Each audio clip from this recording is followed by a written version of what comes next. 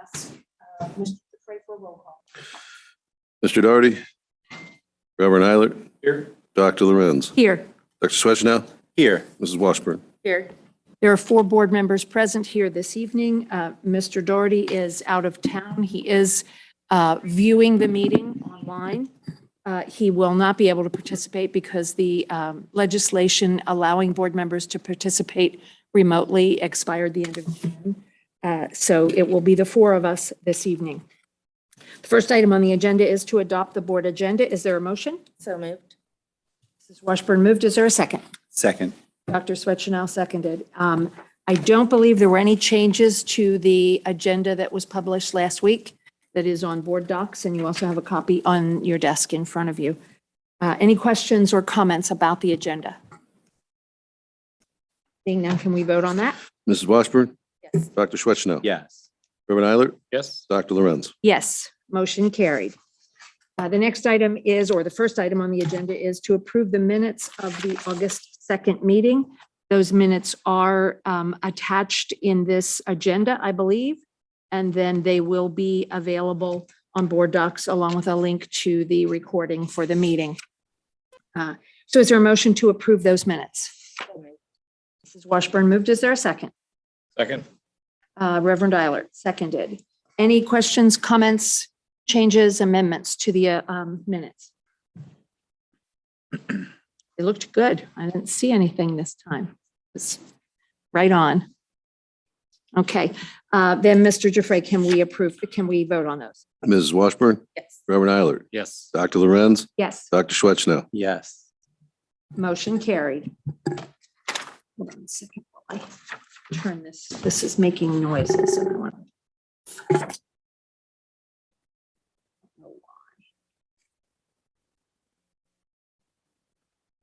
I want it to stop making noises.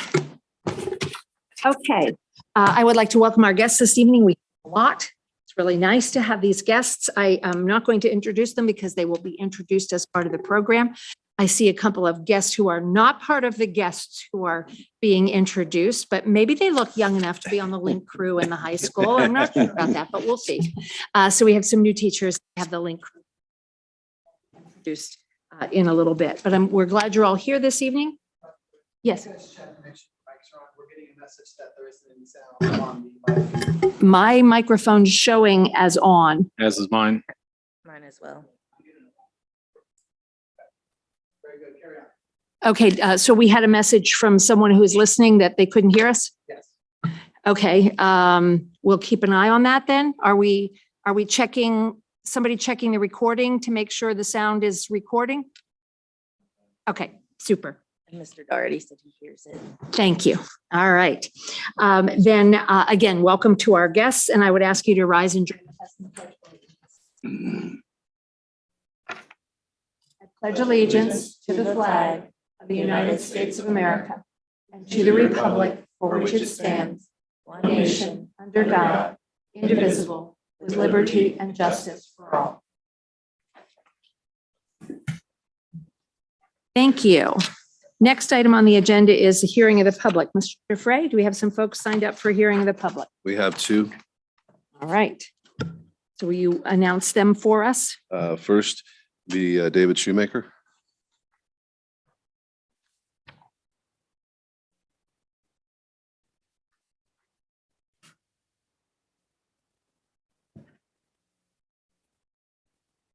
Good evening. I've given you an attachment, and I would like to go through that, but I would like to ask a favor. You probably don't recall, Dr. Lorenz, but probably back in 2019, I came in to speak, and I talked about the fact that there's 30 minutes, and the 3 minutes should probably be adjusted if it wasn't full of people. And I thought you agreed. What we have in our policy is that there is a 3-minute limit per speaker, and that if there are people speaking in addition, they can be allowed to speak once everybody who has had the chance to speak Okay. can speak. I do also think that we are not, we time the 3 minutes, but we do not necessarily make people stop mid-sentence. we have asked in the past that if someone wanted to speak more than the 3 minutes, they ask to be, they speak with the superintendent and ask if they can become card. If they are, Oh, if they have really? a subject matter that the board wishes to consider as a part of the agenda. But right now, our policy says 3 minutes per speaker. Okay, that's fine. We'll start. Mr. Shoemaker, did you say you gave us? You had an attachment or? Give it to me. Okay.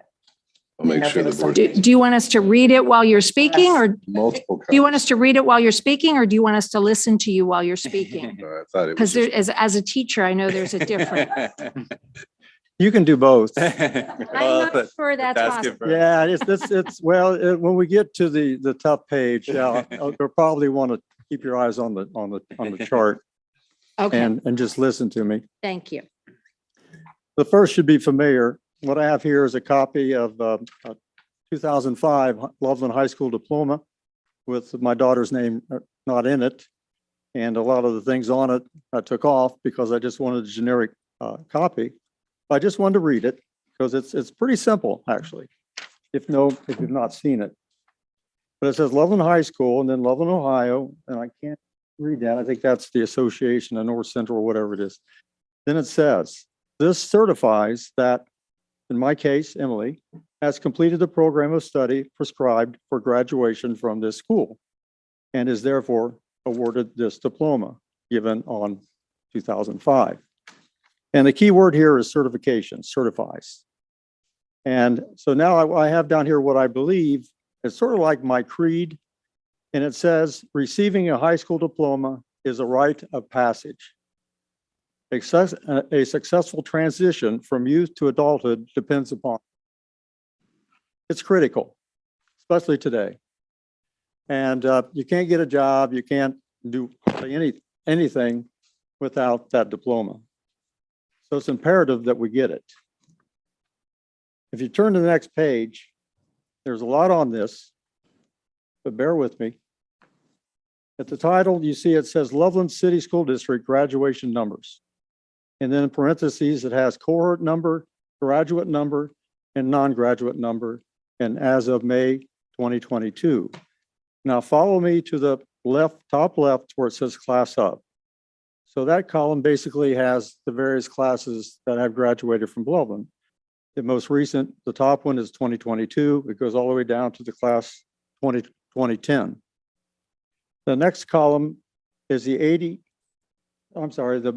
Board of Education grad list approved by the Board of Education before graduation. And that happens, I believe, as a resolution.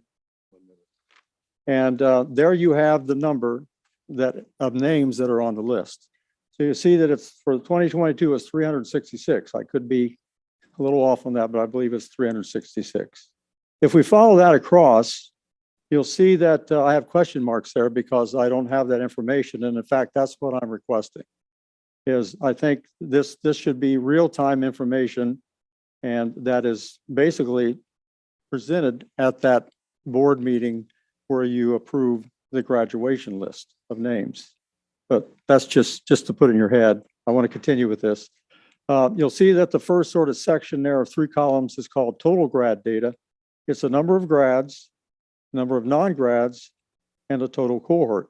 Now, you might be familiar with this. This is, as you go down through here, we may not have time for going down through here. That's why I was asking for more time. But this is what you'll see, say,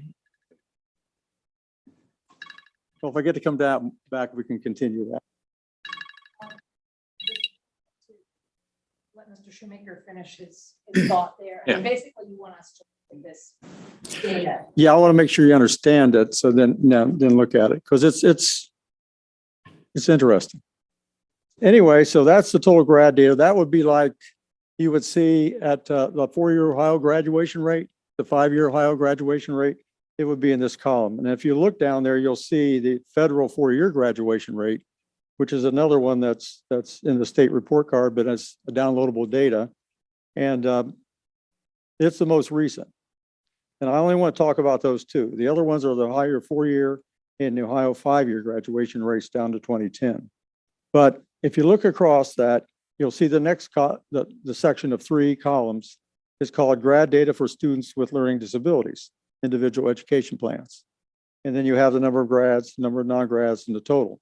The third section of 3 columns is grad data for students with no learning disability or no IEPs. And that's the number of grads, the number of non-grads, and the total. Now, the reason I divided that way is you look at 2021, which I do have some data. And there you see that the board approved list was 346 listed names.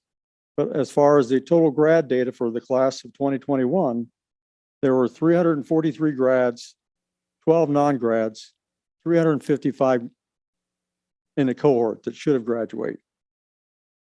Look at the next section of 3, you'll see number of grads 28, number of non-grads 8, total of the students with IEPs 36. The next column of 3 is number of grads 315, number of non-grads 4, total of those is 319. So basically, if you take the total of the 2 students with IEPs, the students without IEPs, that total equal the numbers in the first total grad data. Now, what's important here is when you get an Ohio 4-year graduation rate, all of this is included. So you'll have the students with IEPs, their statistics, as well as the students without IEP statistics. And the problem with that is students with IEPs, and correct me if I'm wrong, they graduate. They're going to get their diploma eventually. So be it 1 year, they can defer their diplomas and they can go, an additional 5 years, I think, something like that. So they'll be in there. And when the Ohio 4-year graduate comes out, they are included. So they arbitrarily reduce the grad rate. And what they also do is they hide the important ones for me, which are the third section of 3 columns. These are the students without individual education plans. They have no exemption. They have no protection. So what you see there is the actual students that graduated, the students that did not graduate. And so what I'm wanting is Loveland to communicate this information to the public. Like say when you do the approved grad lists in May, that you actually show this data so that you know and the public knows that there are 4 students in 2021. Now you can question that, that's fine, but that didn't get diplomas. And I know there's things they can do, but to me, it's important that they get the high school diploma in time. And by having you present this, it's known to the public. Right now, nobody knows anything. You have never, ever produced any kind of graduation data, as far as I'm concerned, other than a graduation date. And again, a graduation rate. But again, it had the students with individual education plans in it. So that's why I'm like, we got to find a way to get at the failures, the ones that do not get diplomas. And we need to have that in real time back when they're graduating, not a year and a half, 2 years later. You'll see on down here, the Ohio 5-year grad rates. And you'll see that if you look at that column of the one I'm referring to, you had as many as in 2010, 15. So we've done a whole lot better than back then. And you'll see one at 10 at 2014. You'll see recently in 2020, one away from 100%. And the goal to me is 100%. And it should be that every year. Anyway, thanks for the extra time. I just want to be sure that what you're asking for, you said 2 things that I want to clarify. You said they are hiding something. Who is they who are hiding? I don't know. I think it's the state's the one that puts out this Ohio for your graduation rate. And I don't know why. Said They being that column, the individual education plans. and you said the data is not available, but all of this data is available through the state reporting of the Loveland graduation rate. I know, but they get it from here. And all I'm saying is, I know all that. I'm just saying it's time that we show the truth in real time to say in May of 2022, when the administration came before the board with the request to approve the list of names, it would have been nice for someone on the board to say, how many failures did we have?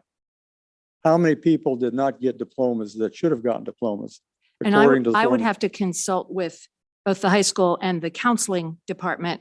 But my assumption is that we don't have on the day of graduation that kind of data because there are issues that arise that then make the data reporting not in real time, not the day of graduation. In other words, there can be an expectation that a student is going to finish something and then they don't finish something, or there can be an expectation that a student's not going to finish something and they do. And so I don't think that that is possible on the day that you're asking for it. But I just want to be clear, you're asking for Loveland to report this data, not to have to wait Yes. for the state data. Yeah, it may not be, maybe you can't do it, but surely you can do it in some reasonable amount of time. You know, maybe the quality profile report. I mean, that comes out and, All right, thank you. thank you. Okay, thanks. Thanks. All right, Mr. Giuffre. Linda Holtcamp.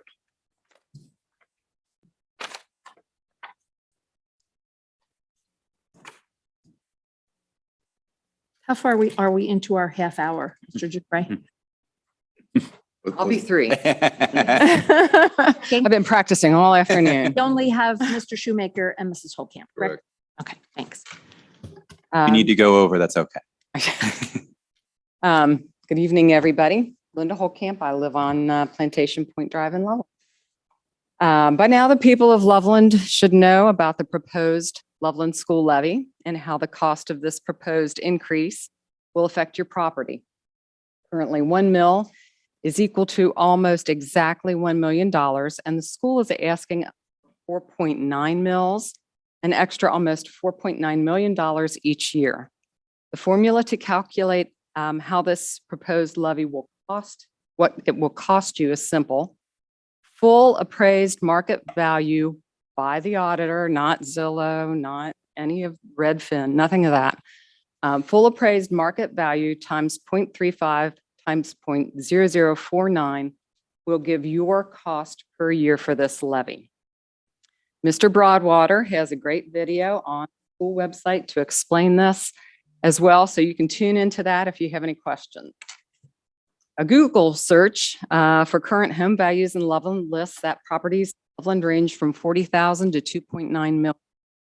The Grail was going to sell land to the school district for 7.7 million. So yes, there are some high property values that exist here.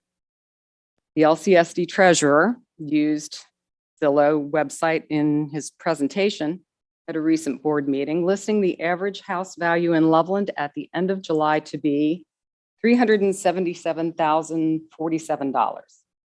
Using the average house value that the treasurer listed at $377,047, you can calculate that the increase for an average value home in Loveland for this school levy will be about $650 per year for that homeowner. It's a permanent tax, which will be piled on top of the existing 18 continuous permanent tax levies, 2 permanent inside millage taxes, as well as a 26-year bond levy, which will be paid off in a few years. 69% of homes in Loveland are lived in by the homeowner, while 31% are rental properties, according to Rent Cafe, a marketing website that tracks these trends nationally. Homeowners will have to pay the extra costs of this levy and other recent property taxes that have passed but have not yet been billed to you by the auditor beginning in 2023, January 2023 for Hamilton County. Landlords can be expected to raise rents to cover the approximate 13% increase in taxes brought about by this levy and the other taxes yet unbilled as well. And there's also some more taxes levies on the ballot as well. One in Hamilton County, I think. Rentals in Loveland are pricey already, averaging $1,361 for 959 square feet. Surprised me. And that is only surpassed locally by rentals in Blue Ash. 2 more sentences, I promise. It's okay. Sorry. This is my last. Kudos to Mr. Broadwater. Thank you very much for putting the levy cost calculation tool online publicly for everybody to take a look at. And please, if you have any questions, do that. And I know Mr. Broadwater will answer questions if you want to call him. And I want to thank the board and all of you for listening. Appreciate it. Good evening. Thank Thank you.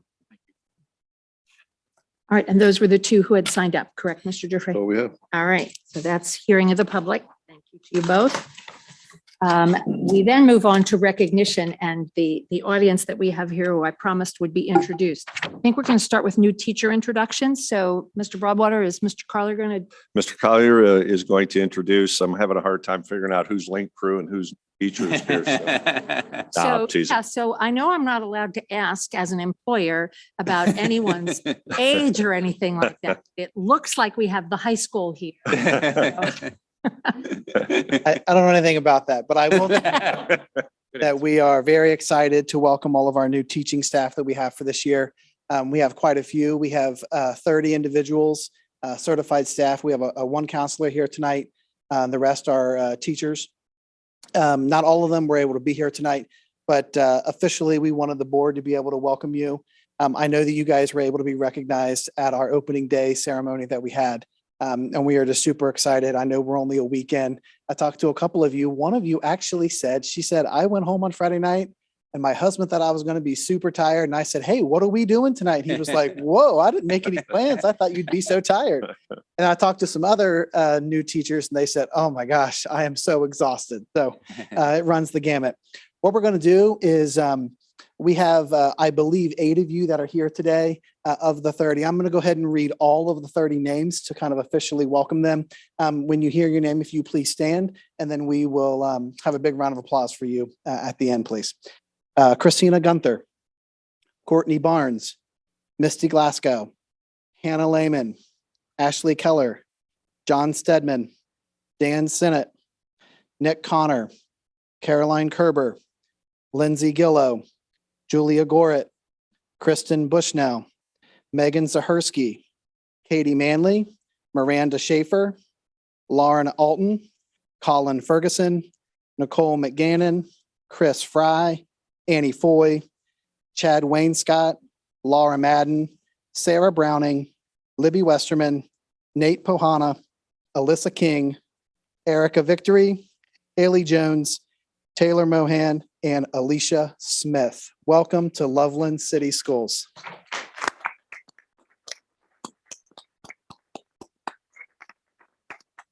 So you guys can have a seat. Thank you. So You're not going to tell us everything that they're teaching? I just want to say that I think what my comment meant was we have some very mature high schoolers who are here as well, yes. and some very young returning teachers as well. So it's just all, living in Loveland or teaching in Loveland and learning in Loveland must keep you young looking. But it must. It must, except for in central office. Wow.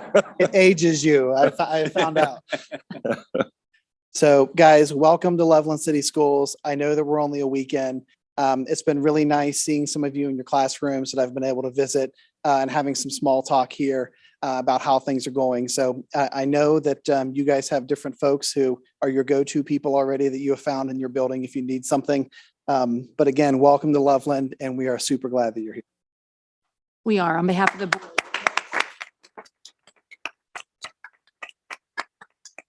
For all of our new staff, Mr. Setters is going to get a photo opportunity with all of you guys. Where would you like him to go? Okay, very good. Do you want to have them wait a minute while we introduce the link crew? Is that Let's do going to that. be a long, That's next. have them introduce the link They crew? can then go. we That can- sounds great. Yeah, that sounds Dr. good. Lorenz. Okay, we'll move to Link Crew. Link Crew is a freshman orientation program. I can tell you it's near and dear to my heart because for my own children, we're Link Crew leaders. And it not only helps freshmen, but also develops leaders. We always talk about care, respect, and responsibility. And our freshmen need all the care, respect, and responsibility they can get as a transition. So I appreciate all of our leaders. And I'm going to introduce Kelly Partridge. If you would like to say a few words, then introduce the kiddos. I am one of the link crew leaders. So my link crew leaders would be up here. That would be great. This is a very small representation of our group. Many of them are in a soccer game tonight, volleyball game tonight, or in choreography for show choir. So we've lost a lot of them, but this year we had roughly 60 75 seniors. We had about 78 of them apply. They apply in the spring for this position. They have to show their leadership and they have to show the respect and responsibility that they have. They spent 4 hours on August 4th and 5th, really early before school started with us in the morning, getting trained for the program. And then they had to call of their freshmen. Each group was given about 10 to 12 freshmen. They contacted their freshmen, reached out to them, invited them, also went out in an email to join us on Tuesday. We're at 8 a.m. They were there at 7. At 8 a.m. we had 300 and some freshmen arrive, and these guys welcomed them. After welcoming them in a large group, they took them into the classroom where they work. And then they wore their shirts. Michael has his shirt on. They wore their shirts on the first 2 days, actually the 3 days of school, so they were visible to the freshmen in the hallways. Help if a freshman. So amazing students. We appreciate everything they do. They're great seniors, and that's our LEAP group. So thank you. Thank you.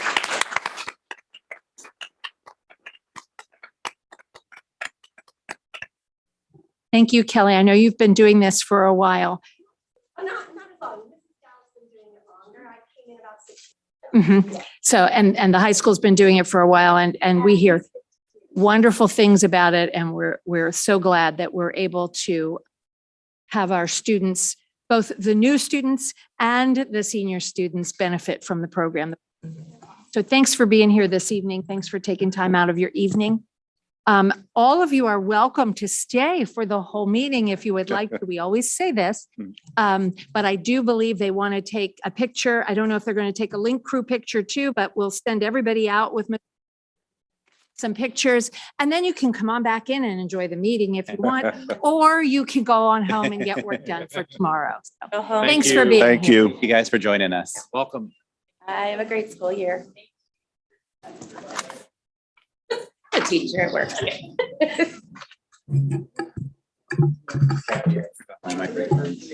thought you were saying that you felt like we were old, and that's why the difference was. Is that what you thought I said? No, we are not old. I'm sure we look just as young as they do, right? Thanks, Eileen. Way to support. That didn't sound like a real agreement. Okay, so thanks for your attention on all that. We're moving on to administrator reports. As always, those reports are in board docs available for board members to see ahead of the meeting. So they're prepared for some of the items that come up in the meeting, and also available for anyone who views the meeting and who then gets into the agenda and board docs. They can see those administrator reports. And so those are there for board members' reference. I'll move into board president report. I will just note that, first of all, the Great Oaks, as in my job as Great Oaks representative, Great Oaks Career Campuses has started the school year as well as Loveland has. It's off. Oh, we'll be off in a minute. I was gonna say, you did your iPad I did- before. Turned it off. The sound is off. I apologize. Some of us are older than others. I don't usually do that. Would you like to see the off button on the side of my phone? Yeah, I apologize. Okay. I'm gonna. Yeah. Okay, so Great Oaks Career Campuses has started the school year, and students are on every Live Oaks campus, which is the main school that Loveland students attend, has a new entrance off of Route 28. The former entrance was off of Buckwheat Road. So if you go out that way, you'll notice that there's a new entrance. The building, in fact, is in a state of construction at the moment. I will just let you know that the new Dean of Instruction at Live Oaks is Dr. Amy Krause. I'll also let you know that Great Oaks has selected a new treasurer who will begin work at the end of the. His name is Brian Rabe. He is the current Milford treasurer. So that's what's been happening at Great Oaks. Correspondence for this board has, there has not been a lot of correspondence since the last meeting.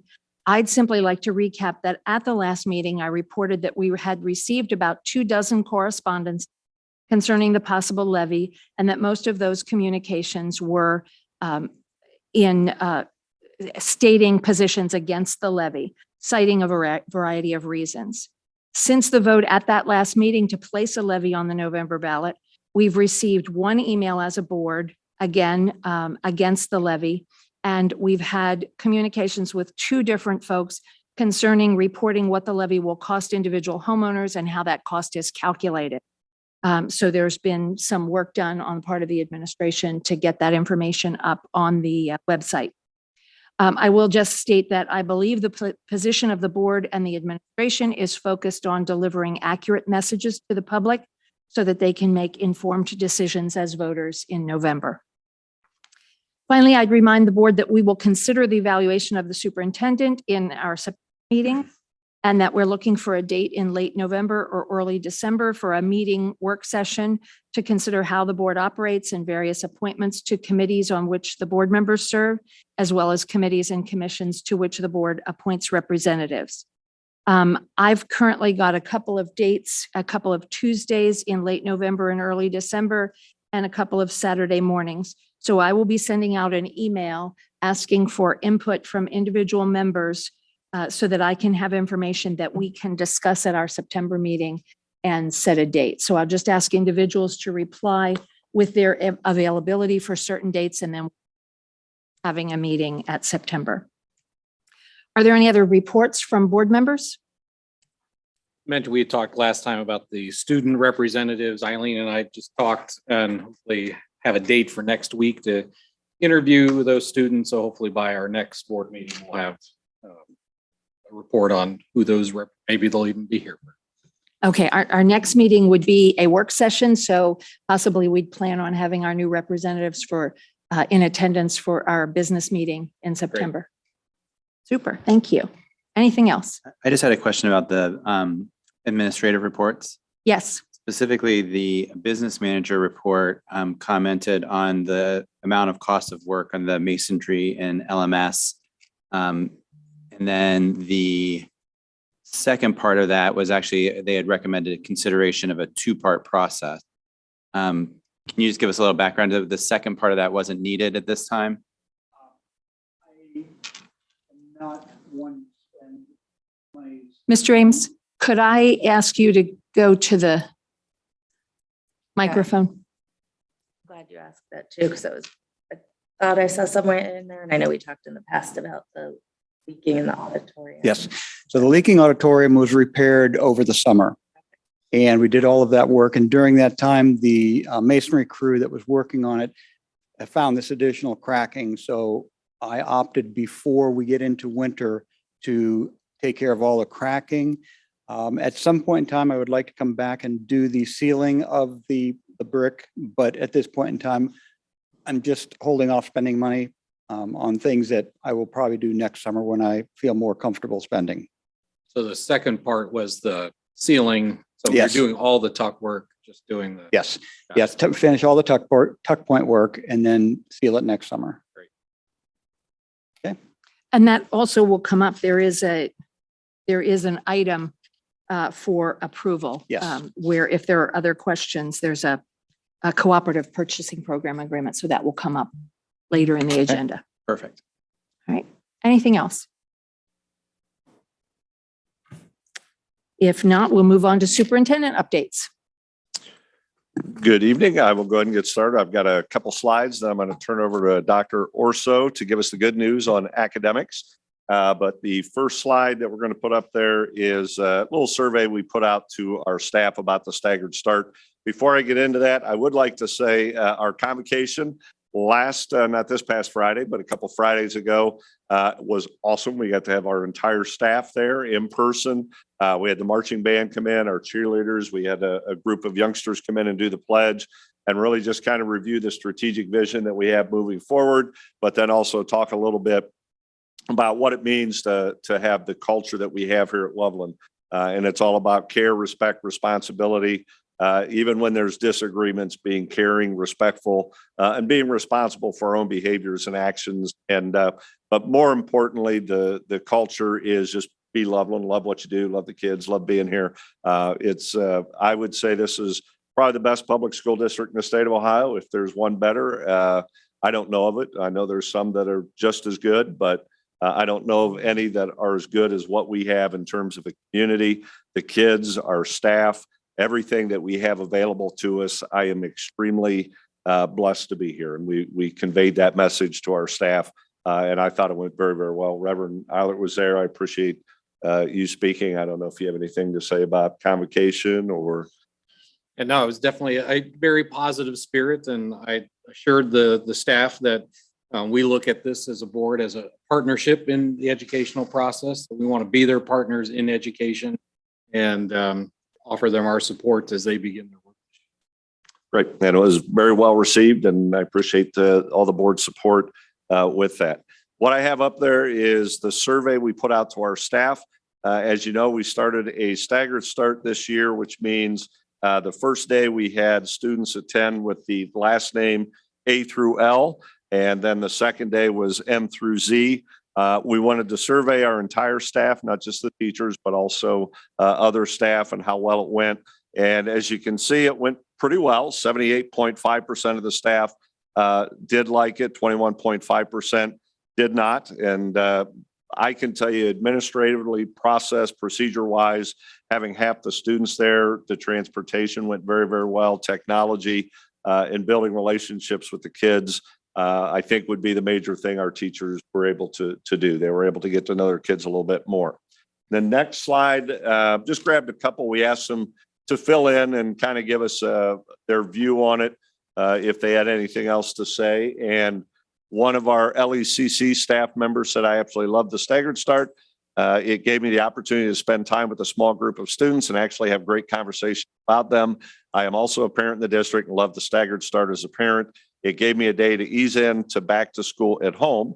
I do believe that it benefited our students and the relationships and team building they were able to do with the smaller groups. And you always see, not always, but majority of the time, the elementary teachers and staff are going to like it, right? Because the youngsters finding how to get on a bus, how to get off the bus, how to go to the restroom, so forth. But we did find that our high school staff liked it as well. One of the high school staff members said, such a great way to start the year and get to know students. I think this really helps with student stress as well as anxiety, especially with the link crew here, especially ninth graders as they navigate a new building. So just a few comments about the staggered start, and I appreciate the Board of Education allowing us to do that this school year. Did you hear from anybody at LMS? I was asking about What that. was the outlier? I mean, LMS, Especially since they're on the same campus as LIS. And correct, yeah. overwhelmingly positive LIS. And Mhm. very. No, it is interesting. I don't know. We had, we're going to talk to Mr. Knapp and see what the thoughts were at the middle school. But yeah, that was kind of the one anomaly there. From one student and Yeah. sample size of my house, junior, and very skeptical at the beginning. Why are we doing this? That seems weird. And she had a positive review of it coming home that. Good. The one thing I heard that was difficult, I think coaches found that having half of their players in school and the other half not, it was,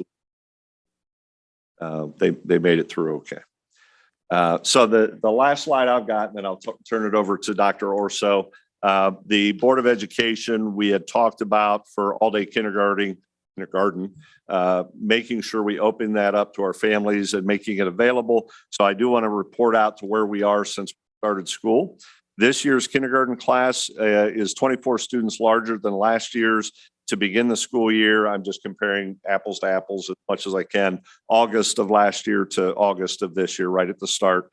Currently, there are 316 students enrolled in kindergarten, 223 full-day students, 93 half-day students, 360 total. There are 10 full-day teachers and 3 half-day teachers. We hired 2 additional full-day kindergarten teachers because full-day requests increased by 55 students.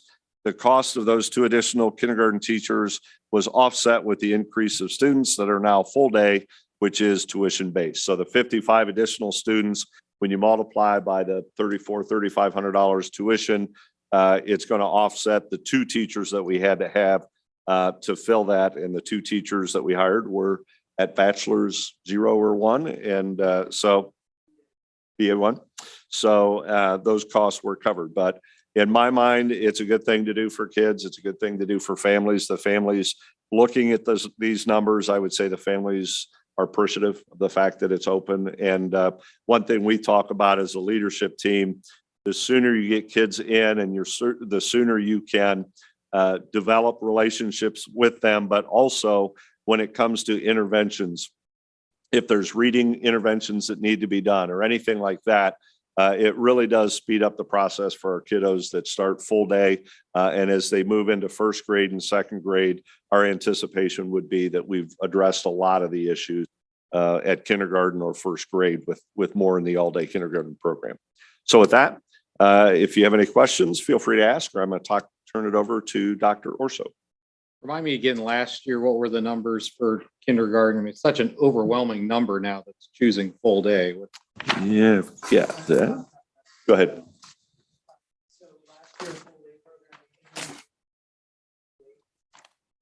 we now have a 2.55 student difference full day last year. And then when you guys made the decision that we had an increase of 55 kids. And I'm just going to repeat that because I don't think Garth's on mic. We went from 168 full day to 223 full day, which is a 55 increase. And the overall class size increase was 24 larger. Yes, and that 24 larger was compared to August. Kevin's saying I can't hear him. Okay, I think that Dr. Switch now repeated most of what Mr. Collier said in speaking to that slide about kindergarten.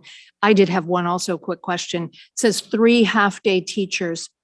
Are those half-day teachers each teaching 2 half-day classes? So there are 6 half-day classes. Okay, thank you. So are we planning any kind of, I'm just wondering about now the experience, since we have so many kids in full day and a much larger, or much smaller number in half day, thinking about educational outcomes for those half day to be able to compare them to full day at the end of this year. Just making sure we don't have kids that end up in very different places in terms of preparedness for. Yeah, it's a great question. LECC is already in a pattern to where they do data reviews throughout the year, and we're going to be able to take a look at where students were this past year, full day versus half day, and then compare it to years past, where we've been in the past and where we're going to be. And I think that's going to be able to tell us is having expanding full day, and even a couple of years after that, like Mike was mentioning, having students full day this year, how much that's going to help them with achievement next year in first grade and then in second grade. So yeah, we have that data review historical look, and we are continuing to do that. So we'll be able to report out on that. Well, I guess my other concern though is for the half day kids, since the full day is a tuition piece, that we make sure that our kids that are in half day aren't falling too much further behind the ones that are getting full day. Since there's a bit of a privilege to be able to go to full day. Sure. Yeah. Something else to note. It's a good point that you're bringing up. Something else to note is that our class sizes for our half day students are smaller than our full day group. So even though we have students that are still only in the half day program, the ratio of how many kids are in that class with the classroom teacher is at a better ratio for them than it is for the full day group as well. And just to reiterate, that broke down because you still would have to have that number of teachers for the number of students that we had. Yeah. So There wasn't an intentionality. Well, there is intentionality when it comes down to the end. So when parents are registering kids for kindergarten, the registration is open at basically starting in the winter of the year before, and lots of people start enrolling, but they're still able to enroll over the summer and even at the beginning of August. So staffing wise, we have to kind of look at where are we at, how many half day requests do we have, how many full day requests. And that most recent teacher that we hired for kindergarten, we had to make a decision. Are we going to have that person be a full day teacher or a half day teacher? If you understand what I'm saying. So it is intentional down to the end, making sure that we decided at the end that we wanted initially we thought we were going to have another full day group. But we made the decision that we wanted the half day groups to be a smaller size, and it's a half day group. Instead of having 4 sections of that, it's now a 6 with that decision that we made. And of course, there are also a variety of reasons that people choose half day over full day kindergarten. Oh, absolutely. There are some who maybe don't feel they can swing the tuition. They don't need the afternoon or the morning for their child. There are some that feel that the child is ready for school. Others that feel they need that easing into kindergarten. There are a variety of You'll what you choose in kindergarten as well. You'll find a lot of parents and families want that time with their child. So they want half day kindergarten and more time with that child. Yeah, I would say that when we get feedback about full and half day, the reasons for people to choose half day instead of full day, if that's the choice they've made, it isn't necessarily just a money choice. There are plenty of families who choose, I want my kid to start kindergarten, but I want them to also be at home for the other half day. Lots of different reasons. I just think that we're really happy with the kind of response of us opening up, and we were unsure on how many folks we've been increasing full day as we've kind of gone. I feel like that the response was tremendous, and I'm glad that we're able to staff it and have high quality folks working with our kids, and then B, because it was the numbers of full days what increased, and because that is offset with the tuition based, it was also a fiscally responsible thing to do as well. So it was kind of a thumbs up all the way around. Any other questions? Thanks. Great, no problem. Sorry, Stacey. Go ahead, Dr. Orson. All right. So I am really excited to be here tonight and share with you our preliminary report card data. It is not official yet, but all of our reports are in, and so it's looking like nothing is probably going to change at this point. There is one component we're still waiting on, and I'll share a little bit about that whenever we get to that slide. But it looks like this is how it's going to pan out for us for the 21-20 school year report card. So if you want to go ahead and go to the next slide, what I'm going to show you tonight is an overview of the district report card. I'm not going to dig down into each individual building. We're actually going to have the principals come in over the course of September and October board meetings to share with you their individual data for their buildings. So I'm going to give you sort of like an overview so that whenever you get to their reports, you already have this foundational knowledge. So this is the best screen of the night. We are 5 stars across the board, and that is the highest that you can be. So we have moved from an A, B, C, D, F rating to a 1, 2, 3, 4, 5 star rating. So there was a whole lot of report card reform over the last couple of years. This is the first year that this is coming out, and it is not coming out fully. And I'll get to that in a little bit as well. But we do have 4 components to report on tonight. So all 4 components that we have to report on are 5 stars, which is excellent. So we will go to the next slide. So this is a little bit about the report card reform and some of the differences and changes that have been made to make report card a little bit more equitable and understandable, because it got a little bit convoluted with the system. And the idea with this is to be more equitable and forward with the information whenever the public tries to go and decipher what the report card really means. So a couple of changes from our old report card to the new report card. We moved away from letter grades, and it has been replaced by a star rating of 1 to 5, 5 being the highest, 1 being the lowest. No overall rating this year. So in the past, you remember the district would either get an overall rating of like C, D, or F. In the future, starting next school year, we will get a star rating overall, but that's not until next year. So this year, they're just doing individual components. The performance indicators were removed from the achievement component, and I'll talk a little bit about that in a minute. So I'll hold on digging into that a little bit. Progress is not yet available. So that is a student's growth compared to their expected growth, or as you oftentimes hear, value used. That data is not yet available. And so there are a couple of components that take growth into consideration where we don't have those official scores yet, but they are still giving us our preliminary stars. So once that comes out, hopefully in September, report cards are set to be released officially to the public September 15th. We'll have a little bit more information then. And then the college career, workforce, and military readiness component will not be rated until the 24-25 school year.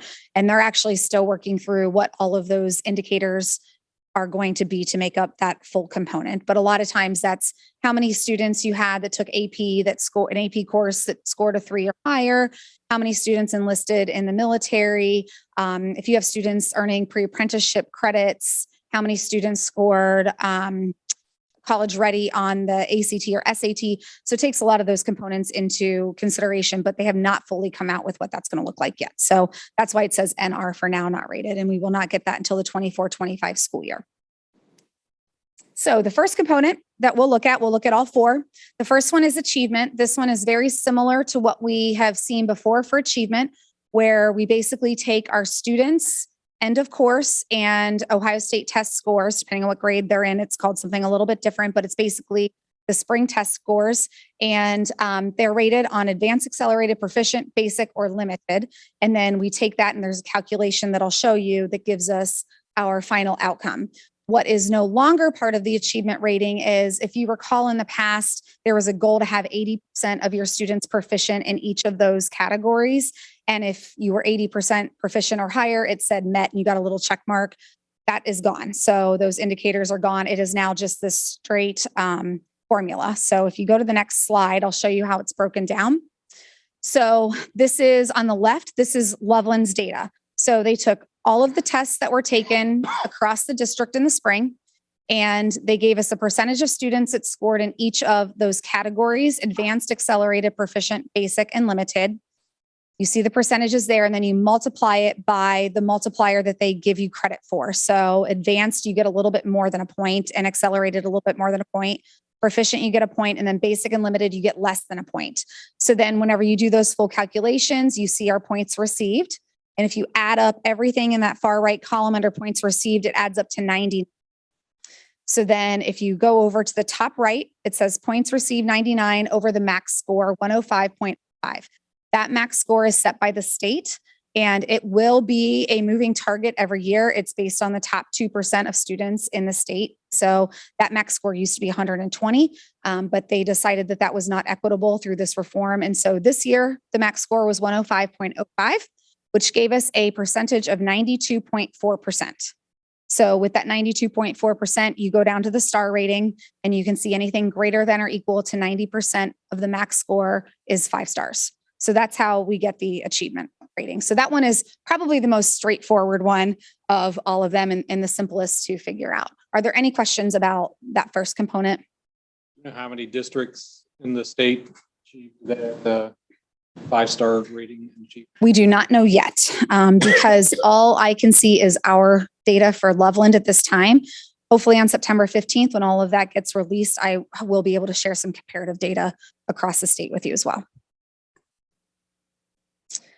So the next indicator is the early literacy. Oftentimes you hear about the 3rd grade reading associated with this component.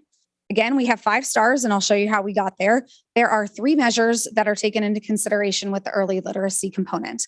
However, in Loveland, we only take 2 measures into consideration. So you have proficiency in the 3rd grade reading test, promotion to 4th grade, and then improving K-3 literacy. You see a 0% there because for schools and districts with less than 10% of their students scoring not on track in kindergarten will not have this measure contribute to the component rating. We only had 8% of our kindergartners last year scored not on track through either Ames Web or reading. And so because of that, that indicator counts as 0% for us, which changes the other 2 weights to 60 and 40. So if you go to the next slide, I'll show you how it breaks out. So for the proficiency in 3rd grade reading, for the 60% of this score, the percent of students who score proficient or higher on the reading segment of the ELA 3rd grade Ohio State test, we had 256 students out of 311 score proficient, which gave us an 82.3%. And that is 60% of that score. And then promotion to 4th grade gives us the other 40% weight. And that is a percent of students who are promoted to 4th grade and are not subject to retention through one of those pathways. So any students who are not promoted through the third grade reading guarantee would sort of count against us here. However, students can still be promoted if they're proficient on the fall or spring third grade OST. If they are IEP or EL, which is our limited English students, if they're exempt from retention. If they meet a sub-score on the reading portion of the fall or spring third grade OST, or an alternate assessment approved by ODE, which we would use here in Loveland as MAP. So even if they don't hit that score, there are other ways for them to still be promoted. And then you take your total numbers. So we had 283 out of 289 of our third graders promoted to fourth grade, which gave us 97.9%. However, because there's always a caveat, due to COVID, third grade reading guarantee was not enforced. So we actually did promote all of our students to fourth grade, but for calculation purposes, they give us a 97.9% because those students would have been retained. Can I interrupt and ask? a question? Absolutely. No, go ahead. So am I reading that to say that 283 to 256 difference, which is 27 kids, were promoted to fourth grade based on the 3 final squared bullet points? Yes, exactly. Yes, so they met it through an alternate pathway. And I believe when I reported this in May, this is the section that we were at a 4. Am I correct Yes. on that? Yep. And then Dr. Orso showed up and now we're at a 5. So I really had nothing to do with it. That was all reporting. the reporting is why it changed. Yes. So, and then go ahead. 6 kids then that didn't, like thinking to our speaker earlier and, very small number of graduates that don't quite get there. This is, a group of like 6, which is really small number too. What would be a reason, any idea? You probably haven't had a chance. For those 6, the reason those 6 are counting quote unquote against us is because they did not meet any of those 4 bullet points up there. However, that being said, we knew going into this that students were going to be promoted regardless because we weren't being held to that. So for those 6 students in a typical year, we would have either prescribed the MAP or done the summer assessment in order to try to get them proficient enough to move on to fourth grade. But because we knew they were going to be promoted anyway, we didn't want to just overtest them to overtest them. And so we went ahead and promoted them and we sort of take that hit for those 6 students. So just thinking though, like what's an example of the kind of challenge that those 6 students are dealing with that, we've got everyone else there, but we've got this group of 6. What's an example of the kind of challenge at that grade level? It could be attendance. It could be students that are transient. It could be students that have not yet been identified, who are struggling in the classroom. So it could be any number of things. When I talk with Ms. Foran and Ms. Miller about this and some of these students specifically, all of these students were on their radar. And so none of these students necessarily would have fallen through the cracks. They were aware of all of these students and had plans in place for them. Thank you. Sure. So if you go to the next slide, so I basically just took those percentages and transferred it over into this table on the left. So the proficiency in third grade reading, 82.3%, multiplied by 60% gave us 49.38 points. And then promotion to fourth grade, 97.9% multiplied by 40% weight gave us 39.16. And again, we did not have to do the improving K-3 literacy. So we ended up with a combined component percentage of 88.54 and the cutoff was 88. So we ended up with 5 stars in that category as well, which we thought we were going to get 4. So when we cleaned up some of our reporting data, we ended up with 5, which is outstanding. And sorry to interrupt, Stacey, ahead. but just to remind the board, we did add 2.5 reading specialists to the early grades because of this early literacy piece. That's being completely funded by ESSER funds, so it's not out of the general fund. But I think majority of districts are going to see that they're really going to work on the early literacy piece with the kids. Okay, so gap closing. This one is probably the most, I don't want to say it's complicated, but a lot goes into it. So again, we have 5 stars here. It measures the reduction in educational gaps in ELA, math, gifted, English learner proficiency, and graduation for students in all of these subgroups. So it basically looks at all of these subgroups for each of those categories, ELA, all those subgroups, math, all those subgroups. So there's a lot of calculations that go into that. So in chronic absenteeism will be added for next school year as well as one too. So if you go to the next slide, this is a little bit difficult to see, but this is how the calculation breaks down. And I'm going to go through each of these pretty quickly on future slides. And you're going to continue to see this chart pop up after each slide so I can show you how we did in each category. But chronic absenteeism indicator, 5 out of 5. You can see our gifted performance indicator takes 3 different things into consideration. However, the one in the middle, gifted progress, that's that value added that we do not have that growth measure for yet. So right now it's 0 out of 0, but that is expected to change. And I'll talk about the gifted piece. The English learner proficiency, 5 out of 5. Graduation, 4 out of 4. And then the English language arts achievement and the math achievement are both 9 out of 9. And the reason those are worth 9 points each is because we have 9 subcategories or subgroups in Loveland. And so you get a point for each one of those. And then the progress growth for English language arts and math, we don't have that data yet. That is also part of that growth data that's not out. So we ended up with 37 out of 42 points total. So I will break it down for you a little bit here. So here are the language arts achievement and math achievement components. So what you see up here is in black, the goal for each of these subgroups. So along the left-hand side, you'll see all 9 of our subgroups here in Loveland. So all students, Asian Pacific Islander, Black, non-Hispanic, economically disadvantaged, English learner, Hispanic, multiracial students with disabilities, and then white, not Hispanic. So all 9 of those are considered subgroups for Loveland. You have to have 15 students in order to have a subgroup in that category. The black line is the goal set by the state, and the orange line is how our students performed. So you can see that on both English language arts and on math, our students outperformed every single goal, which is why we ended up with 9 out of 9 in both of those components. So if you go to the next slide, I don't know if you can see where I kind of circled it, but those are the 2 that we just covered there. So the English language arts achievement, 9 out of 9, and the math achievement, 9 out of 9. So then we have graduation rate.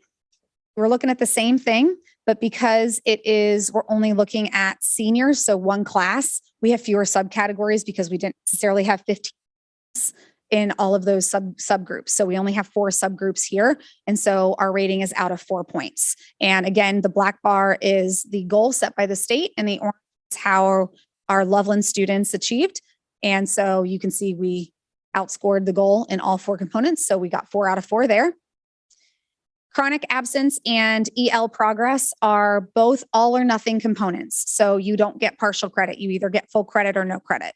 So the chronic absence is based on improvement or meeting the goal, which is either 3% improvement between the prior and current year, or meet the goal of less than 22.1% chronic absenteeism. Loveland's chronic absenteeism rate last year was 12.8%. And so we met that indicator. And then for our limited English students, it's based on improvement. So 10% improvement between the year prior and the current year. And our improvement was 13.7%. And so we also met that indicator. So those are the 3 that we just covered, and I circled those. So again, full points on all 3 of those indicators. And then we have gifted. So gifted takes 3 components into consideration, one of which we don't have yet, which is that growth. So we're really looking at 2 up here. Gifted performance index is calculated exactly how our achievement is calculated. So you look at what percentage of your students scored advanced plus, advanced, accomplished, proficient, basic, and limited, and multiply it by that same multiplier that we saw on the very, second slide that I showed you. But you're only looking at gifted students and how they performed. And their performance index was 115 out of 120, which gave us 96.2%. So we did meet that. And then the other part of the gifted component is identification and services. And so points are awarded for students identified, students served, and the ratio between student subgroup, gifted population, and overall population. So it's looking at equity, and it's looking at whether we're serving our gifted students. So we identify them, but then do we serve them? And so those are two different pieces. And then the second thing it looks at is equity. So do our students who are identified gifted in receiving services, does that population look like our general population of students? And so as you can see here, we earned 83 out of 140 points, which is 59.3%, and we needed 60% to meet that indicator. And so this is an area of growth for us this year. Not necessarily that we're not doing those things, but making sure that we're keeping an eye on it and staying on top of those things, and really starting to develop what that gifted service model looks like in Loveland. Percentage of our gifted students are being serviced? I know, like you said, there's a difference between being identified. Exactly. Yes. And it varies very much from between age groups and age levels. So at the earlier grades, like third grade through eighth grade, it's higher than it is at the high school. Excuse me. And our teachers have to have professional development in those gifted hours, as I'm sure you're aware. And in order for our students to be counted as served, those teachers have to have those hours. And so that is one of the areas that we're going to look into this year to make sure that we are recording those teacher hours and make sure that we are recording correctly what we're able to serve. So I can get you those numbers. It's in the dashboard, and I'm happy to share those.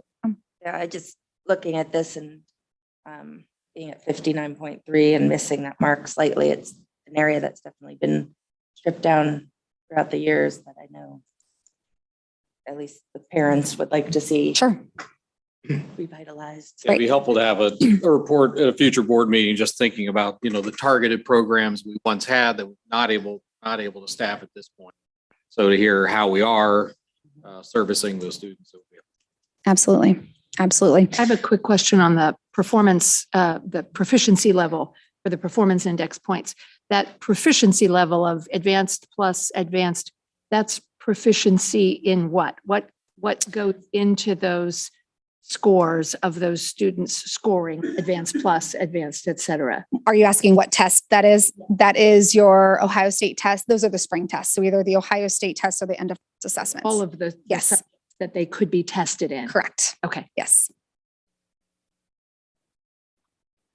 Okay. So on this slide, you can see our gifted performance indicator. I circled there. So we did get the 5 out of 5 for the performance index. They scored very well on the tests, but we did not get that gifted identification and services. And again, that's an all or nothing score. So you either get 0 or 5. I feel like we should have gotten like a 4.9, but they didn't give that to us. So, all right, next slide. So this is basically how it's calculated. When you total up earn points, divide by possible points, so 37 over 42, we ended up with 88.1%, and anything greater than 60% overall would give us 5 stars. So even though we did not hit that gifted identification and services, and we know that that's an area of growth and opportunity for us this year, overall, we did very well on gap closing. And then finally, the last component is the graduation rate. So this talks to the 4-year graduation rate and the 5-year graduation rate. And they're basically just a weighted score. And so your 4-year graduation rate, we earned 7.5% for the class of 21-22. So you weight that at 60%, gives you at 58.5. And then the 5-year graduation rate, which was actually be the class of 2021, who you take that graduation rate and then add any students who graduated during that 5th year. And that is 98.7%. You multiply that by your 40% weight and you get 39.5. So a combined component percentage of 98, and anything greater than or equal to 96.5 would give us 5 stars. A few of these components are raising the bar next year and the following year. So we'll keep an eye on that to make sure that we're still staying in line with some of those. But I mean, that's still 5 stars and pretty well above the percentage there. Do you know which ones are changing, or they haven't announced that? Some of the pieces on the gap closure are going to change a little bit and raise a little bit. Some of the gifted pieces are going to continue to be raised. So. You can't, but I have a question that's very similar. Can you go back one slide?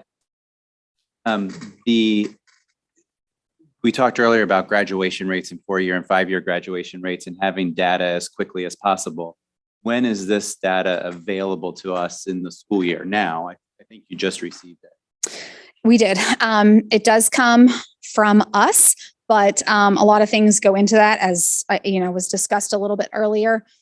I am not sure exactly when the state releases this data. It's over the summer sometime. I think sometime in July or early August, when we're able to get in there. And again, things continue to also change and fluctuate a little bit, because there are windows where our EMIS coordinator can go in and look at the data and make sure that everything's accurate, and submit any disputes that may not be accurate for our data. And so, as Mr. Broadwater alluded last week, whenever we presented to the whole staff, we thought we had 4 stars in early literacy, and it changed within a couple of days to 5 stars. And so as those windows open up for us to dispute some of the data, those things continue to change throughout the summer. And I'll say right now, it's still not 100% official, probably for another 3 or 4 weeks.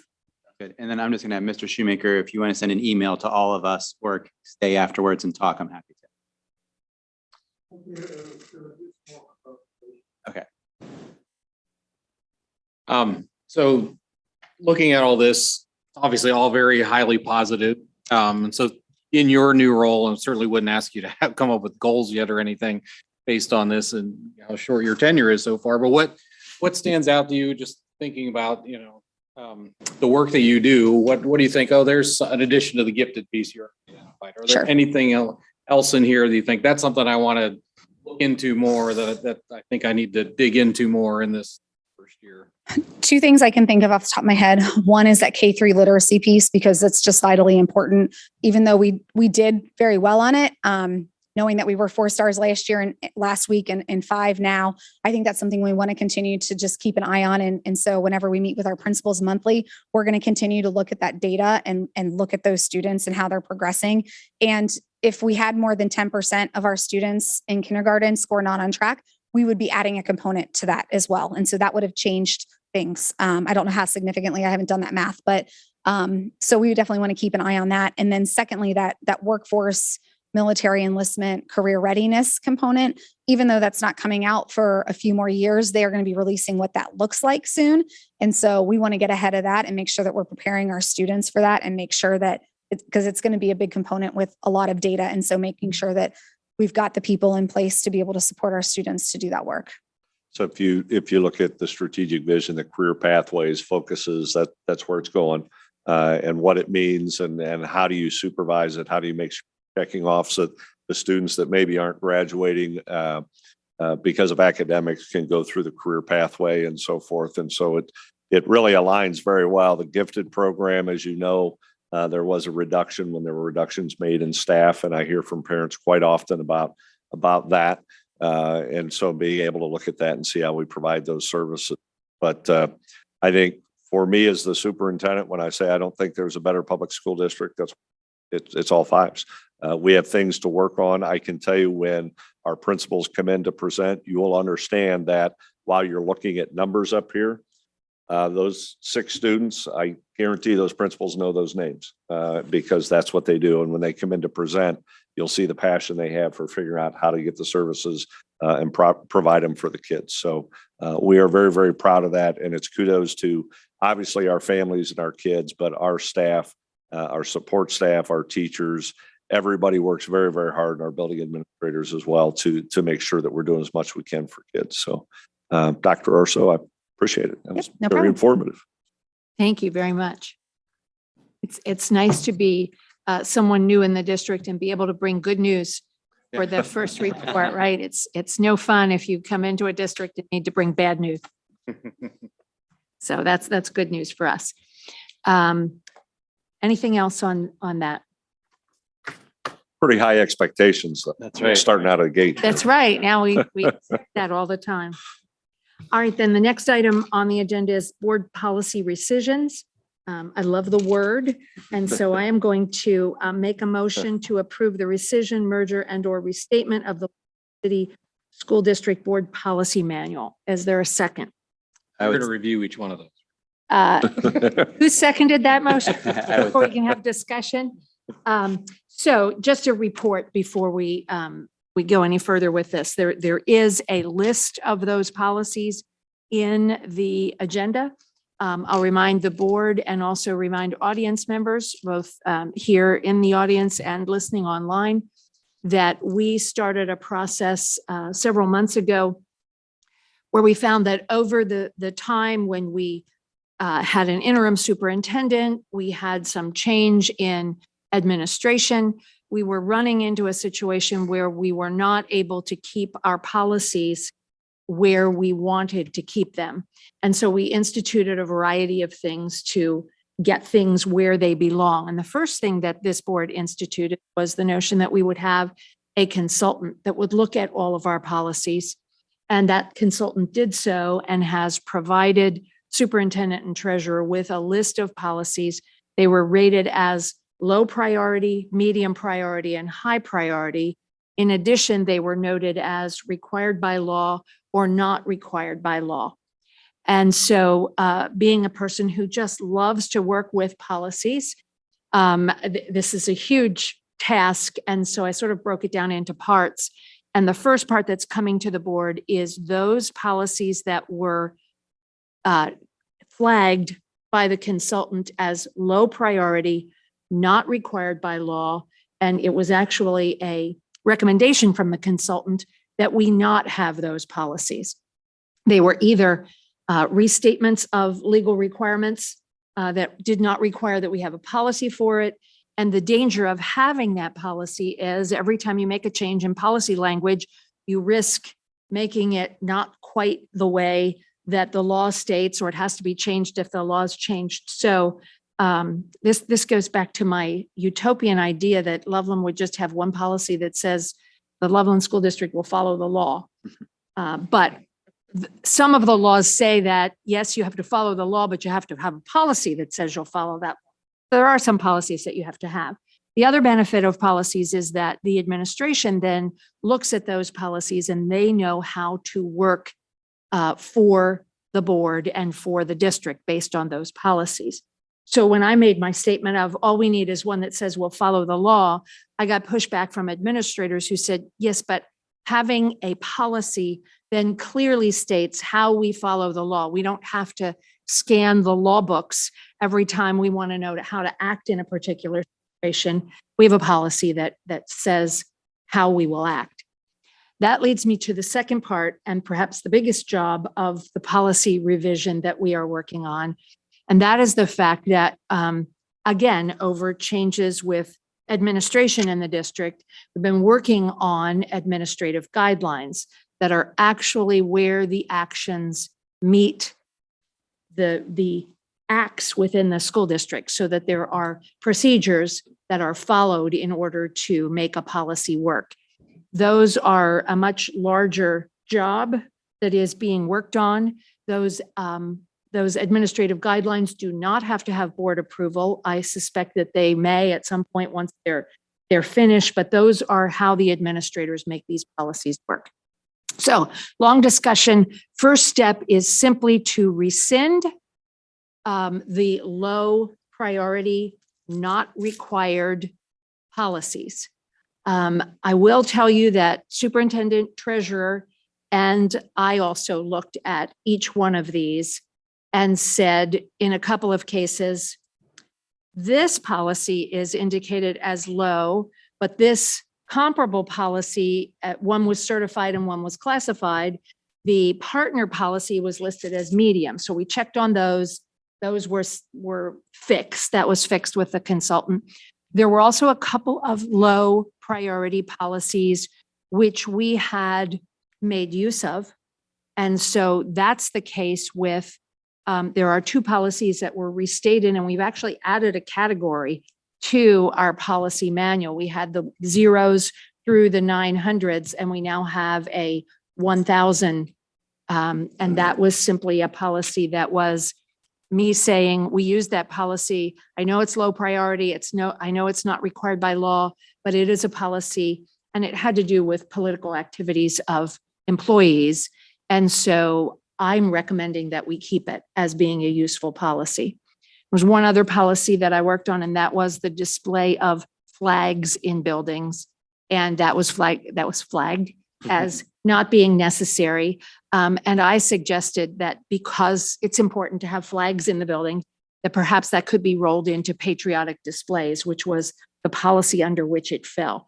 So rather than rescinding, we're not rescinding a policy that says we have to have flags in the building. We're talking about how we will have flags displayed in the building. So that's why that's a merger. I hope that explains everything. Board has a complete list. I'm sure you all went over them with a fine-tooth comb. Hopefully my explanation assures you that what we did was take a consultant's recommendation and then have superintendent and treasurer review them. And we are recommending these for rescission, merger, and or restatement. Then, just so you know, the next things that will happen is we're going to move to the high importance required by law. We're going to look at those and look at the Neola updates and bring those to the board if there are any changes needed. If there are not any changes needed, those policies will simply stay in our policy manual as stands. After we have that done, we'll go to the mediums and look at those, ask board members to weigh in on what we need to keep those, rescind those, change those. So that's our process. Did you mention, as you were talking, I might have just missed it, but one of the things that stood out to me is that probably almost half of these that are we're rescinding, there are similar policies in place. Right? Yes. You noted that there were the similar ones. So Yes, and to say that we no longer have a policy on all of these things, a lot of them are touched upon in different places. It's taking out some of the redundancy. it is taking out some redundancy, and in no way are we saying that we're not going to do the things that are in some of these policies. Again, some of these are simply statements of law that they will be followed. They're simply not needed. One, for example, was trying to think of one that was a legal one that we do, and one that was not a legal requirement and we don't do it. So, those policies are gone, but you can review each of them. And of course, we can always bring policies back if anybody needs them. But I think this will help us keep a better handle on our policy manual. Some of them, it seemed like too, like one of the curriculum ones, it was essentially a non-substantive part of our curriculum. And so there are still the substantive pieces of curriculum policy that are there. This was kind of almost like an introductory statement about it. Yes, there are some policies that were stated that the board will have, the district will have buildings. The district will have curriculum, and they weren't really helpful to the administration. So, yeah.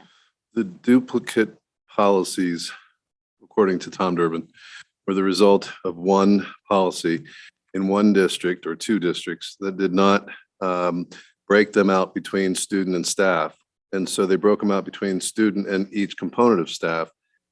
Then they did it for all of those policies. So logistically, if we can put it into a 10,000 and Neola can accommodate, great. If they can't, we'll put them back into the 2000s, where they came from, so that they're not duplicated. But students will have their own, staff will have their own, but not 3 staff for administrative, classified, certified.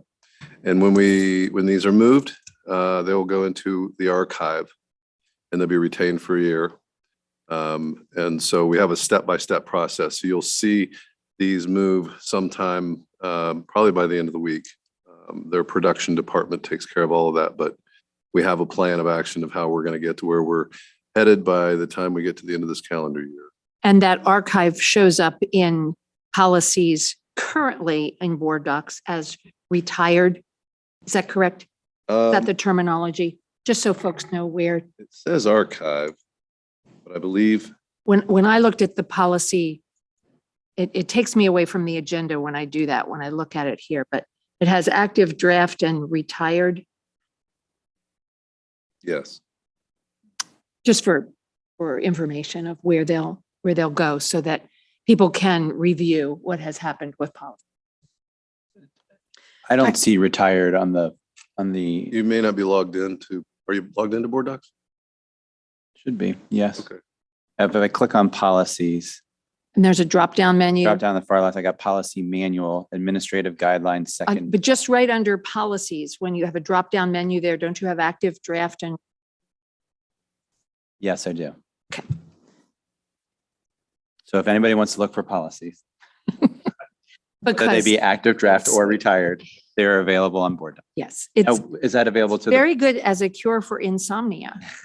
that's why we appreciate all the work you've done on it.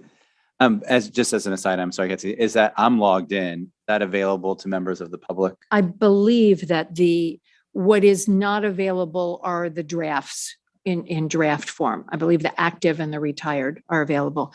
And then as it goes through draft, because a draft form of a policy is in fact not a policy until the board approves it and it becomes active.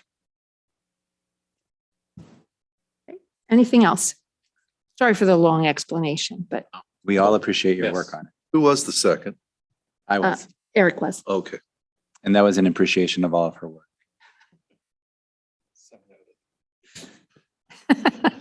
I'll be real Teacher's clear about pet, is that what you're saying? We were super clear. We all really appreciate it. Thank you. I actually enjoy it, so. But that's the proofreader in me. That's the person who wants to find out the reasons for some of this. The person who says, when they say, well, the lawyers say it should be stated that way, and I'm not sure the lawyers are right about this one. So, I like to investigate that kind of thing. All right, Mr. Giuffre, can we vote on this? Dr. Lorenz, Yes. Dr. Schweitzer, Yes. Reverend Eiler, Yes. Mrs. Washburn. Motion carried. We then move into Director of Human Resources items. And so it would be appropriate to have a motion to accept the resignations and employment of certified, classified, homebound substitute and supplemental positions for the 2022-2023 school year. Is there a motion? So moved. Second switch now, and I think I heard Mrs. Washburn second over there. There is a list of those agenda items, those items in the agenda in board docs. Mr. Collier, do you have additional report for us this evening? Just a couple of things to point out. One, that you will see there were 4 items that are highlighted in yellow. Those were the late additions from when you first were able to view these items. And then in section A, under the retirement, resignation, leave of absence area, A2 and A3, I want to make sure to point out that Mrs. Niemeyer, an LES art teacher, Lynn has 17 years of service to the district. She is announcing her retirement, an effective date coming up in the future. And also number 3, Miss Gilmore, who is a secretary at LECC. She has 22 years of service. So just making sure to point out those are 2 folks that we admire and that we are really going to miss when they are moving on from us.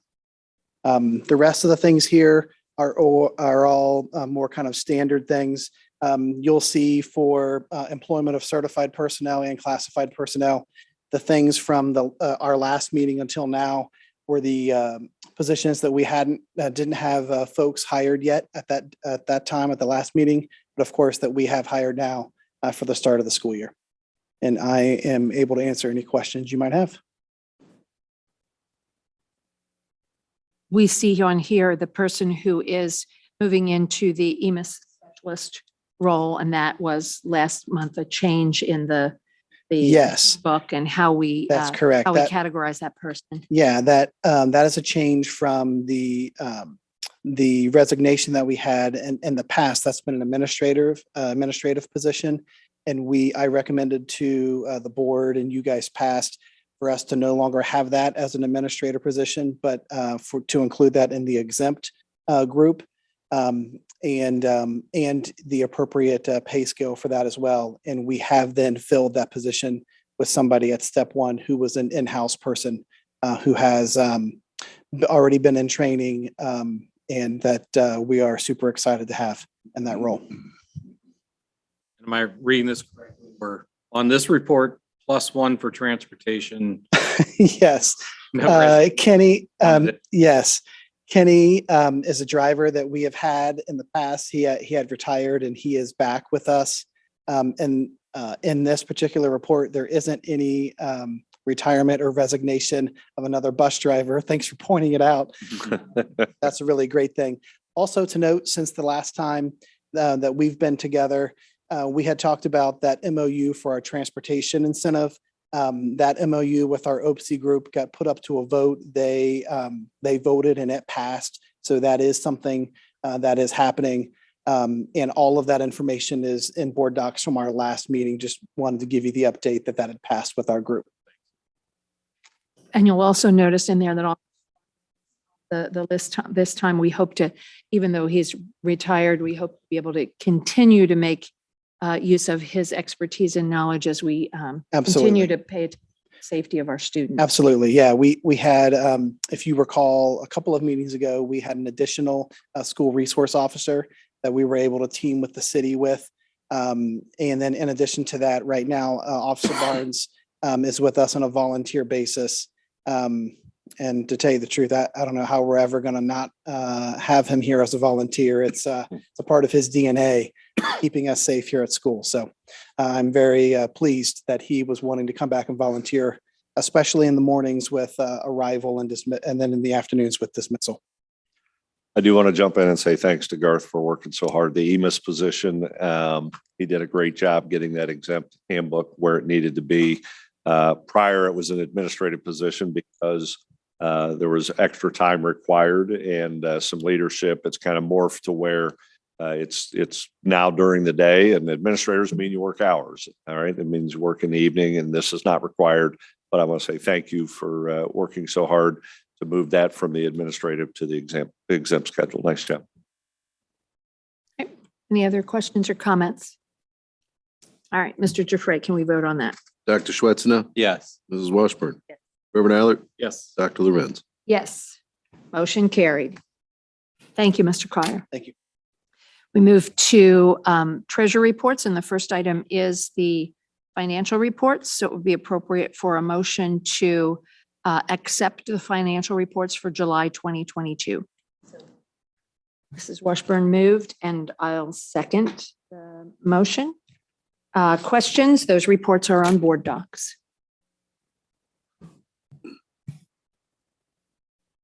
Any report, Mr. Giuffre? The Finance Committee will be meeting on the 8th of September, if everybody can make it. And we will be reviewing the end of 2022, looking at permanent appropriations for 2023, as well as a draft of the forecast and many sundry other items, including transportation, payment in lieu of, and things like that. But nothing to report for the month of July, except that our advances on taxes didn't come in like they did in the prior year, and that's a big difference. So they come in this month, and that's why you have enough balance to carry over and pay the bills. All right. Anything else? Can we vote on that? Mrs. Washburn? Yes. Dr. Lorenz? Yes. Reverend Eilert? Yes. Dr. Schwetzner? Yes. Motion carried. There's another item under the treasurer's report. It's actually through the business manager's report. So there is need to have a motion to authorize participation in a cooperative purchasing program and authorizing the award of a contract for a masonry. Is there a motion? So moved. Is that Reverend Eilert? Mhm. And is there a second? Second. Dr. Swetchnow. And so you have the purchasing program there, and it also gives the amount for that weatherproofing. If you have any questions on that, again, this is something that Mr. Ames explained to us, that we have the opportunity to participate in these programs. The cooperative purchasing program has done the legwork for us, and we're able to benefit from good bids for projects like this. And so the project amount, if I'm reading all of it that I'm supposed to be reading, it is $13,841.83. No, that's just option one. Oh, I thought you were shaking your head at me. Okay, so that's what's there. Questions or comments? I got mine out. Okay. Then we can vote on that, Mr. Giuffre. Reverend Eilert? Yes. Dr. Schwetzner? Yes. Dr. Lorenz? Yes. Mrs. Washburn? Motion carried. And the final item under the treasurer's items is the that the treasurer recommends the board adopt the following resolution for transportation deemed to be impractical and approve the list of recommended schools and students. Is there a motion? Moved. Reverend Eilert moved. Is there a second? Second. Dr. Swetchenow. This is the motion where obviously you remember this, that we have transportation that is deemed impractical, that it is too far, too long. And so then there is payment in lieu of transportation that becomes available to the parents who transport. Any questions or discussion? Mr. Giuffre, any report? No, Oh, no. we're going to look at it. Finance Committee is going to look at it, but we have 18 students, about a half a dozen locations, and none of them are high schools since we're currently not transporting to our own high school. Okay. John knows And- more about it than I do.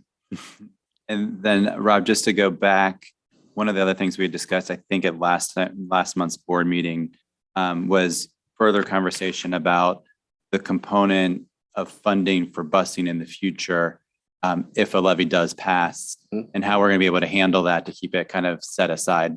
What we decided is we can't constrain future boards. We want some way to show that this money is not just being folded into the operating costs of the district and being kept specifically for busing, unless that becomes, non-feasible going on. And I made the statement that you can't constrain, you can't constrain a future board. There's no reason that this board can't make a resolution that what they are going to abide by is a certain thing. I was just indicating that it's not fully, we're not fully able to say it will forever be this way, but certainly this board can give an indication of what their intention is with funding. And so we'll be looking for the finance committee to come forward with that kind of resolution as well. I have a couple of options to share with you. Perfect. And there's no question that's the goal, is the money that is there needs to be set aside for that specific purpose. So figuring out what that looks like is what we can do in the finance committee. All right. Nothing else? Can we vote on that? Reverend Eilert, Yes. Dr. Schwetchnow, Yes. Dr. Lorenz, Yes. Mrs. Washburn. Motion carried. I only see a meeting closing adjournment item. I hesitate to ask, is there anything else we need to talk about? It's kind of early, but I will entertain a motion to adjourn. Okay, you don't want to adjourn. All right. So move.